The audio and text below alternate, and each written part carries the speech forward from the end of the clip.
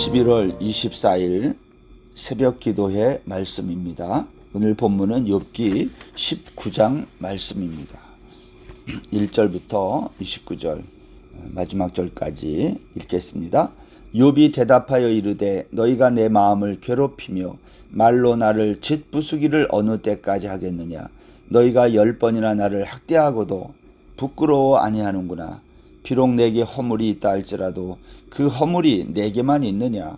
너희가 참으로 나를 향하여 자만하며 내게 수치스러운 행위가 있다고 증언하려면 하려니와 하나님이 나를 억울하게 하시고 자기 그물로 나를 에워싸신 줄을 알아야 할지니라. 내가 폭행을 당한다고 부르짖으나 응답이 없고 도움을 간구하였으나 정의가 없구나. 그가 내 길을 막아 지나가지 못하게 하시고 내 앞길에 어둠을 두셨으며 나의 영광을 거두어 가시며 나의 관모를 머리에서 벗기시며 사면으로 나를 헐으시니 나는 죽었구나. 내 희망을 나무 뽑듯이 뽑으시고 나를 향하여 진노하시고 원수같이 보시는구나. 그 군대가 일제히 나와서 길을 도두고 나를 치며 내 장막을 둘러 진을 쳤구나.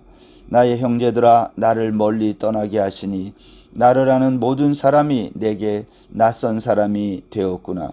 내 친척은 나를 버렸으며 가까운 친지들은 나를 잊었구나. 내 집에 머물러 사는 자와 내 여종들은 나를 낯선 사람으로 여기니 내가 그들 앞에서 타국 사람이 되었구나. 내가 내 종을 불러도 대답하지 아니하니 내 입으로 그에게 간청하여야 하겠구나. 내 아내도 내 숨결을 싫어하며 내 허리의 자식들도 나를 가련하게 여기는구나. 어린 아이들까지도 나를 없인 여기고 내가 일어나면 나를 조롱하는구나. 나의 가까운 친구들이 나를 미워하며 내가 사랑하는 사람들이 돌이켜 나의 원수가 되었구나. 내 피부와 살이 뼈에 붙었고 남은 것이 겨우 잇몸뿐이로구나. 나의 친구야 너희는 나를 불쌍히 여겨다오. 나를 불쌍히 여겨다오. 하나님의 손이 나를 치셨구나. 너희가 어찌하여 하나님처럼 나를 박해하느냐. 내 살로도 부족하냐. 나의 말이 곧 기록되었으면 책에 씌어졌으면 철필과 납으로 영원히 돌에 새겨졌으면 좋겠노라. 내가 알기에는 나의 대속자가 살아계시니 마침내 그가 땅 위에 서실 것이라.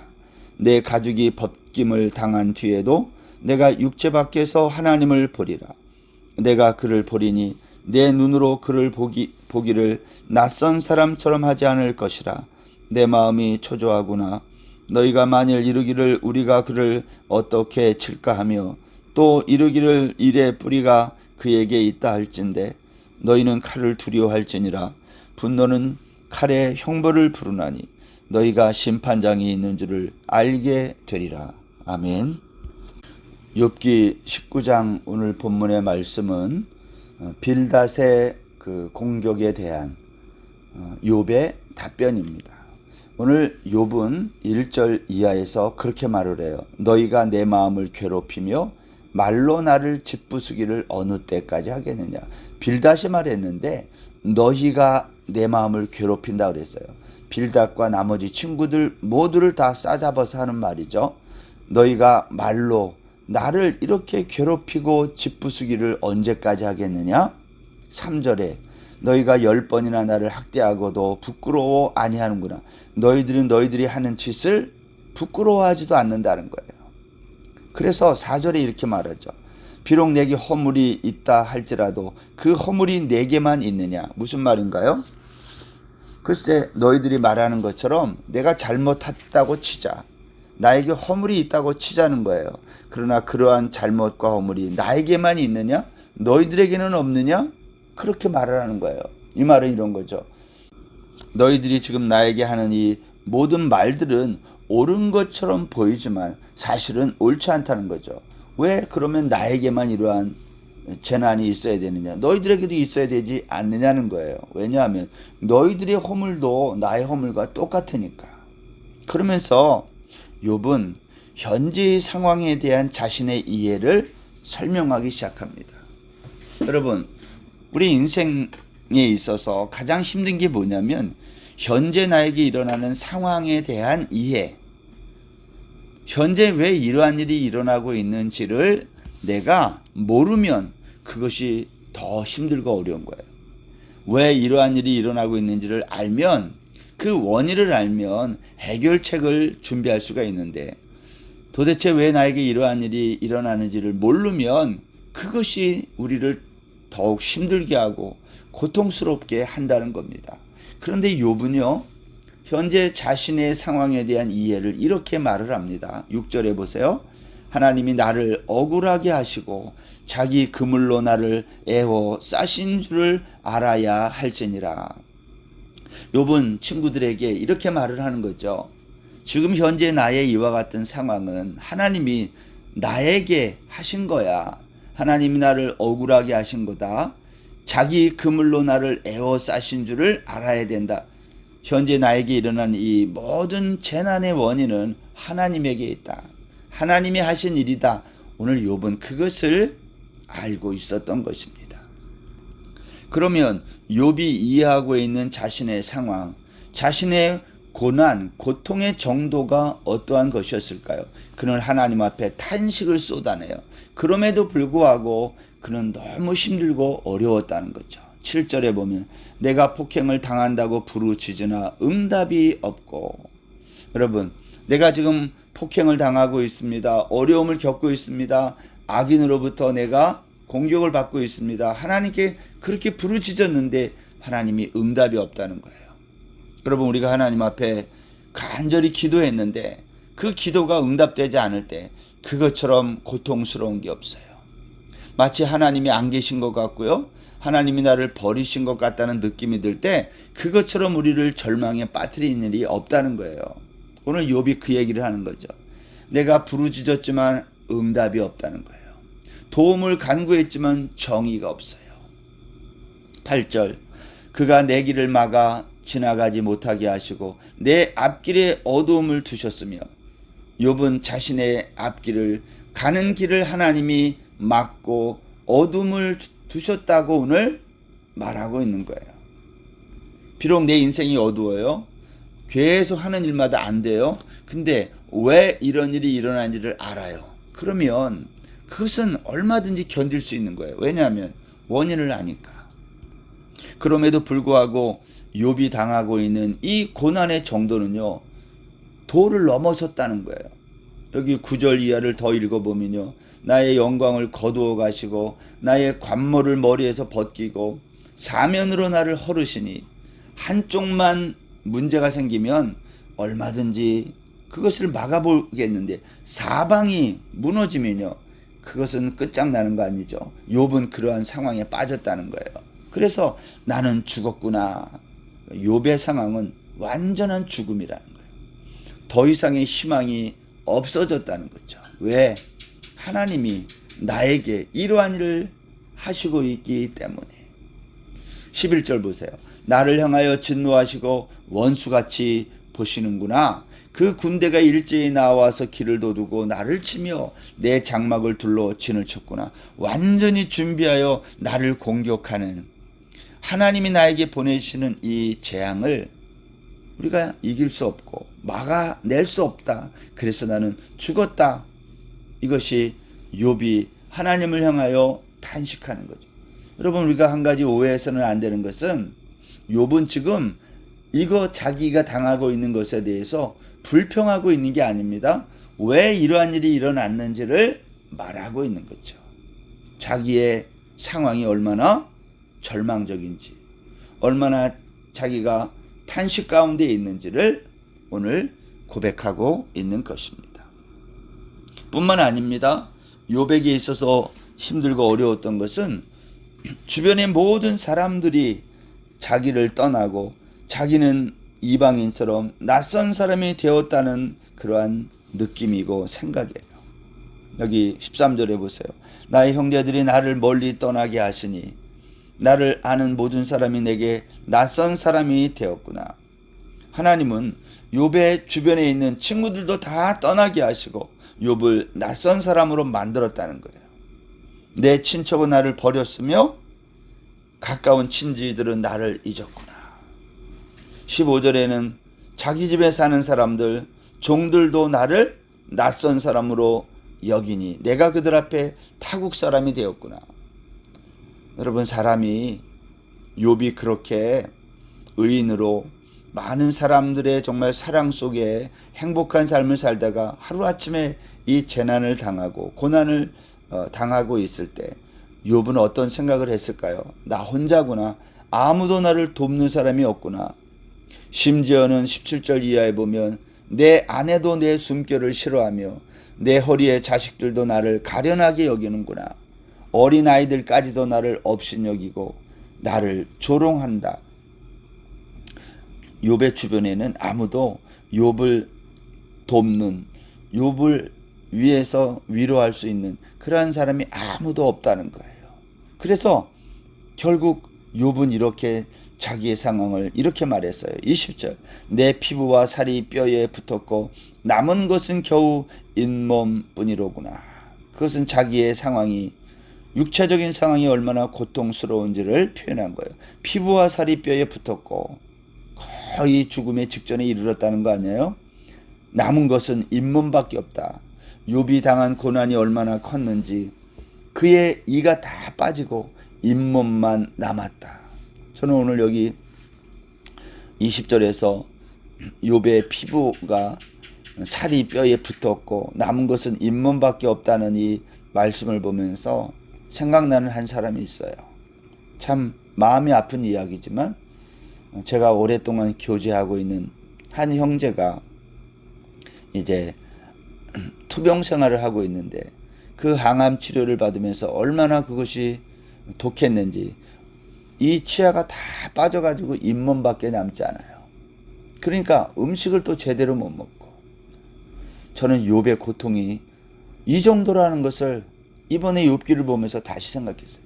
사람이 얼마나 육체가 힘이 없고 고통스럽고 어려움을 당하면 치아가 다 빠지겠어요. 이것은 우리의 몸의 상태가 얼마나 어려운 상황에 있는지를 단적으로 보여주는 거예요. 근데 그 형제가 그래요. 항암 치료를 받으면서 치아가 다 빠지고 잇몸만 남은, 그래서 음식을 제대로 먹을 수 없는 고통의 고통, 가중되는 것을 생각하며 욥의 고난의 상황, 그의 현재의 상황이 얼마나 힘든 것인지를 다시 한번 생각하게 됩니다. 그러나 여러분, 욥은 이렇게 절망적인 상황에서 하나님에 대해, 주변 사람들에 대해서, 또 자신의 상황에 대해서 탄식어린 말을 하고 있음에도 불구하고 욥에게는 소망이 있었고 그에게는 희망이 있었다는 거예요. 그게 무엇일까요? 욥은 이 모든 일들이 누구로부터 왔는지를 알고 있었다는 것입니다. 21절 말씀입니다. 나의 친구야, 너희는 나를 불쌍히 여겨다오. 나를 불쌍히 여겨다오. 하나님의 손이 나를 치셨구나. 욥은 하나님의 손이 자기를 이렇게 쳤다고 자신의 상황을 이해하고 깨닫고 있음을 말하고 있습니다. 22절, 너희가 어찌하여 하나님처럼 나를 박해하느냐? 내 살로도 부족하냐? 하나님이 나를 이렇게 치시고 박해하고 하는 거 내가 알겠는데, 그런데 너희들은 어찌해서 하나님처럼 나를 이렇게 박해하느냐는 거예요. 하나님이 하시는 건 내가 이해하겠다는 거죠. 근데 너희들은 왜 그러느냐? 오늘 그렇게 반문하고 있는 것입니다. 그러면서 욥은 이렇게 자기의 생각을 이어가는 거죠. 23절, 나의 말이 곧 기록되었으면, 책에 쓰여졌으면, 철필과 납으로 영원히 돌에 새겨졌으면 좋겠노라. 지금 욥은 자기의 이러한 생각, 이러한 말이 기록으로 남았으면 좋겠다는 거예요. 무슨 말과 무엇을 기록했으면 좋겠다는 겁니까? 25절, 내가 알기에는 나의 대속자가 살아계시니 마침내 그가 땅 위에 서실 것이라. 여러분, 여기에서 욥이 말한 대속자, 욥은 자신의 대속자이신 하나님이 살아계시고 마침내 땅 위에 서실 것임을 믿고 있는 거예요.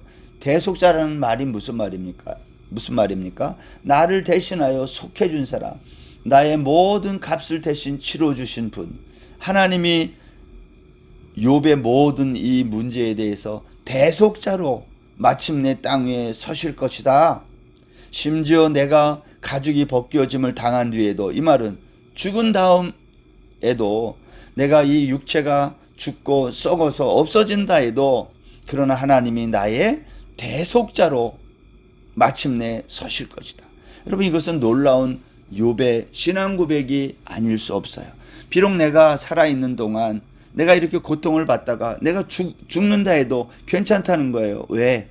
나의 대속자가 살아계시기 때문에. 욥은 지금 자신의 영혼을 바라보고 있는 것 아닙니까? 26절, 내 가죽이 벗김을 당한 뒤에도 내가 육체 밖에서 하나님을 보리라. 욥은 죽음을 초월한 이 육신의 죽음을 넘어서는 하나님의 구속을 바라보고 있는 것입니다. 욥은 친구들에게 이렇게 말을 하는 거예요. 28절, 너희가 만일 이르기를 우리가 그를 어떻게 칠까 하며 또 이르기를 일의 뿌리가 그에게 있다 할진대 너희는 칼을 두려워할지니라. 분노는 칼의 형벌을 부르나니 너희가 심판장이 있는 줄을 알게 되리라. 너희들은 함부로 하나님이 하시는 일에 대해서 어떻게 해볼까? 하나님을 어떻게 대적해볼까? 이 모든 일의 뿌리가 하나님에게 있는데 너희가 그것을 알라는 거예요. 너희는 하나님의 심판의 칼을 두려워하라는 거예요. 심판장이 있는 줄을 너희들이 알아야 된다는 거예요. 지금 나에게 일어나고 있는 이 모든 일, 그리고 너희들이 나에게 하는 이 모든 말들, 이 모든 것의 심판장, 이 모든 것을 판단하시는 분이 있음을 알라는 거예요. 그러니 너희들 함부로 말해서는 안 된다. 나의 대속자가 여전히 살아계시고 그분께서 지금 이 모든 일들을 주관하고 있다. 그러니 내 말을 기록으로 남겼으면 좋겠다는 거예요. 사랑하는 여러분, 하나님은 오늘도 살아계셔서 우리의 하는 모든 말과 행동을 다 기억하고 있음을 잊지 않기를 바랍니다. 내가 당하는 억울한 일, 내가 당하는 참으로 힘든 일, 하나님은 다 기억하시고 우리의 모든 슬픔과 아픔을 다 갚아주시는 날, 그날이 있음을 믿으시기를 바랍니다. 우리의 모든 눈에서 흘렸던 눈물을 씻기시고 우리의 고통 소리를 찬송으로 바꿔주실 우리 주님, 그분이 바로 우리 인생의 심판장이다. 욥은 그것을 깨닫고 오늘 이것을 기록으로 남겨라, 그랬으면 좋겠다 말하고 있는 것입니다. 우리가 오늘 하루도 욥과 같은 하나님이 우리의 대속자라는 것을 기억하고 믿음으로 인내하며 마지막 날 이 모든 것의 심판주가 주님이라는 것을 믿고 오늘 하루도 나아가는, 그래서 오늘 나에게 당하고 있는 모든 어려움과 고난의 일들을 잘 견뎌내는 믿음의 식구들 다 되시기를 주의 이름으로 축원합니다. 기도하겠습니다. 하나님 아버지, 욥은 자신이 당하고 있는 이 모든 일들을 하나님이 자신에게 했음을 알고 그는 친구들에게 그것을 나의 이 말을 기록으로 남겼으면 좋겠다라고 말합니다. 대속자를 향한 기대, 욥의 이와 같은 믿음 우리도 갖게 하여 주옵소서. 현재의 상황을 잘 이해하고 깨닫고 우리가 믿음으로 오늘도 승리할 수 있도록 축복해 주옵소서. 감사하며 예수님의 이름으로 기도드립니다. 아멘. 오늘 하루도 평안하세요.